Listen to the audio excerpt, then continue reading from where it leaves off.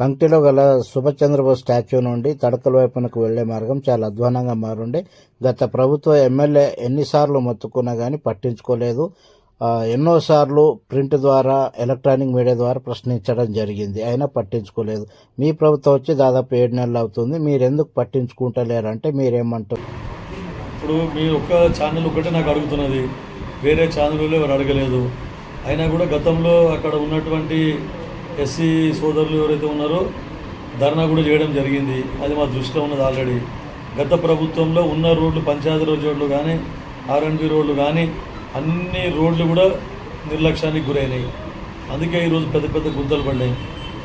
ఒకవేళ మేము పెట్టి శాంక్షన్ చేపిస్తే కూడా, చేపించిన తర్వాత మళ్ళీ ఇంకా ఎక్కువ మరమ్మతులు అవసరం పడతాయి రోడ్లు. కానీ రివైజ్డ్ ఎస్టిమేషన్ కింద మన కాంట్రాక్టర్స్ ఎవరైతే ఉన్నారో ముందుకు రాకపోతే రివైజ్డ్ ఎస్టిమేషన్ చేయించి మళ్ళీ వాళ్ళను రిక్వెస్ట్ చేసి కాంట్రాక్టర్ అందరితో వాళ్ళ మీద కొంతమంది రిక్వెస్ట్ చేసాము, ఇది రివైజ్ ఎస్టిమేట్ చేస్తామని.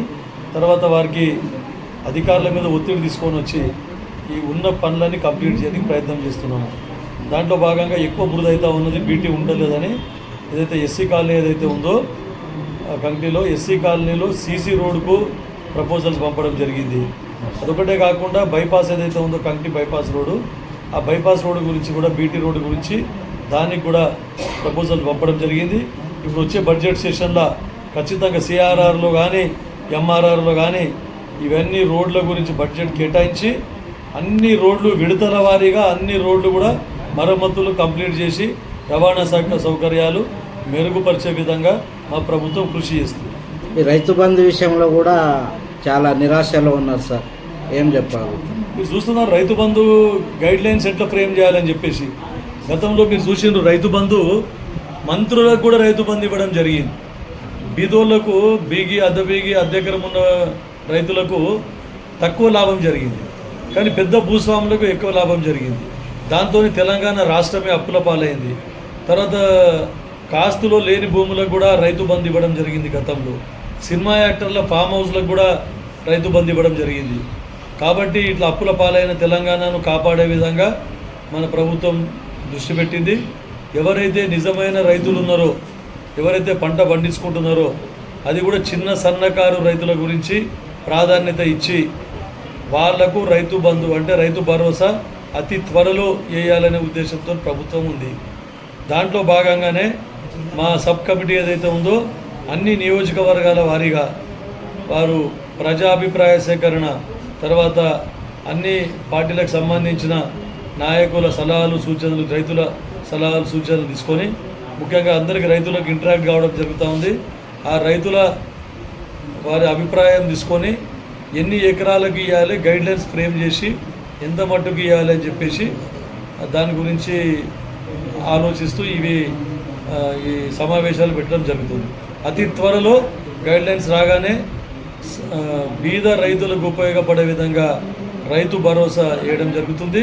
తర్వాత మా ముఖ్యమంత్రి రేవంత్ రెడ్డి గారు చెప్పినట్టు ఆగస్టు 15 లోపల రైతు రుణమాఫీని కూడా 2 లక్షల రూపాయల వరకు ఖచ్చితంగా వేసి తీరుతామని చెప్పి చెప్తాం. ఈ పెన్షన్లు కానీ మహిళలకు 2500 కానీ ఇప్పటి వరకు రాలేవని నిరాశలో ఉన్నట్టు మాకు తెలుసు, మా దృష్టికి వచ్చేసి. మీరేమంటారు ఈ విషయంలో? ఇప్పుడు ఇల్లు అలకగానే పండుగ కాదు. మా ప్రభుత్వం 6 గ్యారంటీలు ఏవైతే ఇవ్వడం జరిగిందో దాంట్లో భాగంగా మహిళలకు ఉచిత బస్సు ప్రయాణం ఇవ్వడం జరిగింది, 500కే గ్యాస్ సిలిండర్ ఇవ్వడం జరిగింది. ఇక దాని తర్వాత 200 యూనిట్లు ఏదైతే బీదోళ్లకు 200 యూనిట్ల వరకు కరెంటు కూడా ఫ్రీగా ఇవ్వడం జరిగింది. గృహ నిర్మాణం గురించి అతి త్వరలో గైడ్లైన్స్ ఫ్రేమ్ చేసి గృహ నిర్మాణం కూడా చేపట్టే విధంగా వారికి 5 లక్షల రూపాయలు ఇచ్చే విధంగా కూడా కృషి చేయడం జరుగుతుంది. మొన్ననే కేంద్ర ప్రభుత్వంతోనే వారు నెగోషియేషన్ చేసి వారికి కేంద్ర ప్రభుత్వ నిధులు కూడా సమకూర్చుకొని రాష్ట్ర ప్రభుత్వ నిధులు జోడించి ఈ గృహ నిర్మాణ కార్యక్రమాన్ని చేపట్టబోతుంది మా ప్రభుత్వం. ఇక 2500 రూపాయలు గృహలక్ష్మి కానీ, పెన్షన్లు కానీ, పెన్షన్లలో కూడా పారదర్శకత. ఎవరైతే చాలామంది అనర్హులకు కూడా పెన్షన్ రావడం జరుగుతుంది. గత ప్రభుత్వంలో ఉన్నటువంటి ఎన్నో అప్లికేషన్లు పెండింగ్ ఉన్నాయి. వారికి కూడా నిజమైన అర్హులను గుర్తించి వారికి కూడా పెన్షన్ ఇవ్వాలని చెప్పేసి ప్రభుత్వం కృత నిశ్చయంతో ఉంది. దాని గురించి కూడా కొత్త రేషన్ కార్డు కావాలని ఇప్పుడు మళ్ళీ కొత్త రేషన్ కార్డుల ప్రక్షాళన మీరు చూస్తూ ఉన్నారు. ఎన్నో పెళ్లిళ్ళై ఎన్నో సంవత్సరాలైంది.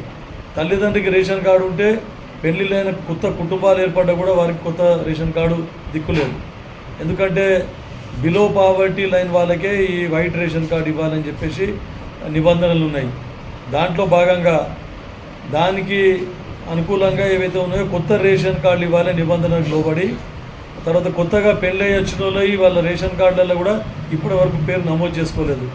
వారి పేరు కూడా ఉన్న రేషన్ కార్డులలో వారి పేరు కోడళ్ళ పేర్లు నమోదు చేసుకునే విధంగా మా ప్రభుత్వం సూచనలు ఇవ్వడం జరిగింది అధికారులకు. ఇది అదే ప్రాసెస్ ఇప్పుడు జరుగుతూ ఉంది. త్వరలో ఈ రేషన్ కార్డుల కొత్త రేషన్ కార్డుల కార్యక్రమం కూడా చేపట్టడం జరుగుతుంది. దాని తర్వాత వివిధ సంక్షేమ పథకాలు ఏవైతే ఉన్నాయో వాటి గైడ్లైన్స్ చేసి ఖచ్చితంగా వారికి ఇవ్వడం జరుగుతుంది. ఈ సంక్షేమ పథకాల కన్నా ఈ రేషన్ కార్డు ముందు చేయడం అనేది చాలామంది యువకులు కానీ అనుకుంటున్నారు సార్. దీనికి ఎట్లా అన్నారు? దాన్ని ముందు చేస్తే కరెక్ట్. సంక్షేమ పథకాలు ఇవ్వాలంటే ఏదన్నా ఒక ఆధారం బేసిస్ ఉండాలి. గతంలో ఉన్న ప్రభుత్వాలు కూడా తెల్ల రేషన్ కార్డుని ఆధారం చేసుకునే అవి ఇవ్వడం జరుగుతూ ఉంది. ఇప్పుడు కూడా తెల్ల రేషన్ కార్డు కొత్తగా ఇవ్వడానికి కూడా మా ప్రభుత్వం ప్రయత్నం చేస్తూ ఉంది. అతి త్వరలో కొత్త రేషన్ కార్డు కూడా ఇవ్వడం జరుగుతుంది. ఎందుకంటే ఇప్పుడు మన రాబడి చూసుకుంటుంటే లోటు బడ్జెట్ ఉంది. ఈ ప్రభుత్వం గతంలో ఉన్నటువంటి టీఆర్ఎస్ ప్రభుత్వము అడ్వాన్స్గా వైన్ షాప్ల టెండర్ పెట్టి వచ్చే రెవెన్యూని అప్పుడే అడ్వాన్స్గా తీసుకున్నది. తర్వాత అవుటర్ రింగ్ రోడ్ ఏదైతే ఉందో దాన్ని కూడా టెండర్ పెట్టేసి అడ్వాన్స్గా వచ్చే రాబడి రెవెన్యూ ఉన్నదో అది కూడా ముందే తీసుకొని జీతాలు ఇవ్వడం జరిగింది. కానీ అట్లా కాకుండా మా ప్రభుత్వం ఖర్చులు తక్కువ చేసుకొని అప్పులు ఏవైతే ఉన్నాయో అప్పులు తీర్చే విధంగా మీరు చూసిండ్రు. గత త్రైమాసికంలో గతంలో పోలిస్తే గత ప్రభుత్వంతో పోలిస్తే అప్పులు తీసుకున్నది ఈ ప్రభుత్వం కూడా, కానీ చాలా తక్కువ అప్పులు తీసుకొని మొదటి తారీఖుగా జీతాలు ఇస్తున్నారు, సంక్షేమ పథకాలు చేస్తున్నారు. అన్ని విధాలు ఇచ్చిన హామీలను నిలబెట్టుకునే విధంగా ఈ ప్రభుత్వం కృషి చేస్తూ ఉంది మా కాంగ్రెస్ రేవంత్ రెడ్డి గారి ప్రభుత్వం.